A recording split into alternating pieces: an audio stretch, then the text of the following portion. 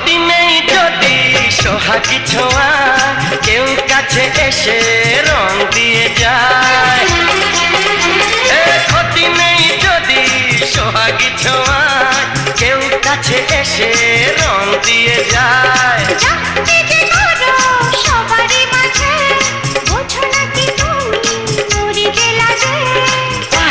তোমাকে লাগছে দারুণ, আরে না না না না আজকে তোমার কথা শুনবো না, এমন দিনে ছেড়ে দেবো সেটা ভেবো না। না না যতই বলো তুমি পার পাবে না, না না যতই বলো